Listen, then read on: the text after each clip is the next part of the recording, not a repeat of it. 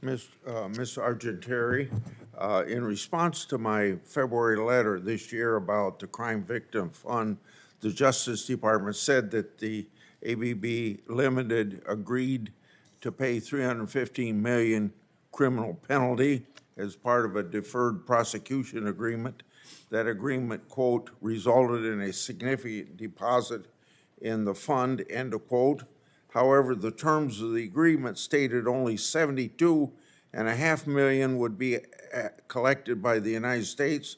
The rest would be reduced by up to $242 million to settle other claims, including $179 million involving foreign governments. I'm looking for the financial details. How much of the $315 million was actually collected and deposited in the Crime Victim Fund? Thank you for your question, Senator.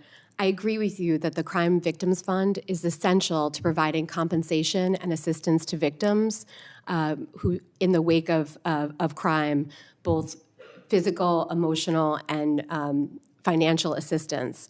The Crime Victims Fund, and I want to thank many of the members in this room for amending the Crime Victims Fund to make it possible to put fines from non-prosecution agreements, deferred prosecution agreements into the fund. How much of the $315 million was actually collected and deposited in that fund? So, Senator, I know all about the fund. You don't have to tell me about that. I just want to know how much money went to it. So I know that the fund currently has over $1 billion in it for this year. As to how much precisely from that resolution went into the Crime Victims Fund, I would have to get back to you on that, and I commit to doing so. Okay. Now, I appreciate the fact you might not know now, and you said you're going to get back to us. Will you get back to us? I commit to doing so. Okay. Then tell me why the U.S. criminal penalty offset by payment to foreign authorities is the same done for the United States by other countries? So many of the cases that we bring, we seek to bring the most impactful cases so that we can affect change across industries and global change. Here, the resolution involved, it was historic, and it was our first resolution with South Africa. And so part of the work that we do as part of the anti-piling on is making sure that when we do these resolutions, where it's important to have cooperation from foreign countries because that's how we get evidence internationally, we do credit foreign governments as part of our anti-piling on policy to make sure that the end of the resolution is just and fair. Yeah. Also, the 2022 Criminal Division Fraud Section year-end report stated that it imposed more than $1.15 billion in U.S. criminal monetary penalties for corporate offenders. As you're aware, imposed is one thing. It doesn't necessarily mean collected. Of this $1.1 billion, how much was collected, and of that amount, how much was deposited in the Crime Victim Fund? So thank you for your question. I think that the fraud year-end review report is helpful to providing transparency about our work. And as to how much of that $1.3 billion went into the fund, that's another thing that I commit to getting back to you on. Okay, will you get back to me on that? Yes. Okay.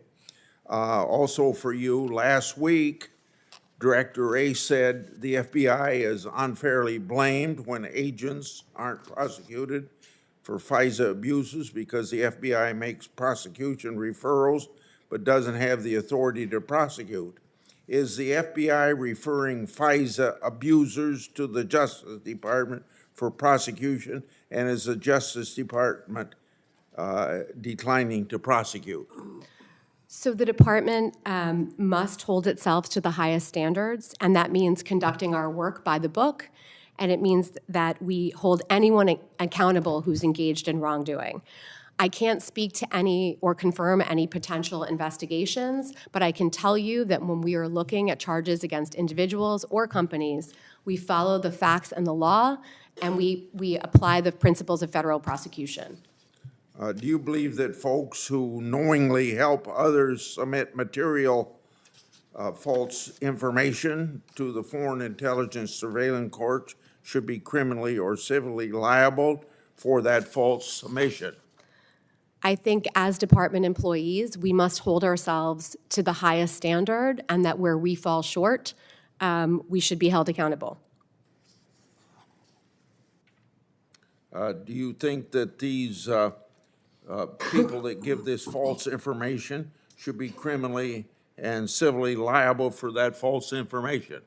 So I can't speak hypothetically to these individuals. I'm not sure. I'm not asking about an individual. I'm just asking about the whole mass of people that might fall in this category.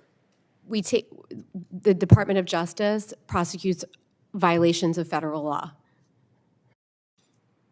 And then lastly, to you, according to the Sentencing Commission in 2022, the Justice Department brought a case against an offending corporate officer or employee only 60% of the times it charged the corporation. The Justice Department doesn't appear to target COs. Why is that number so low? So if I could just speak for a second about the types of cases the criminal division is doing, we do try to do the most impactful cases, which can be complex, they can be time-consuming, but we think that we have shown significant results. As to your question on corporate executives, this year alone, we have charged over 30 corporate executives, including the CEO of the world's largest cryptocurrency exchange, who pled guilty last month. Last week, we charged a different CEO of a publicly traded healthcare company for securities fraud and healthcare fraud. Holding individuals accountable is our highest priority in this area because companies can only act through individuals, and companies themselves cannot go to jail. So we are very focused on individual prosecutions. Thank you, Senator Grassley. Senator Hirono. Thank you, Mr. Chairman.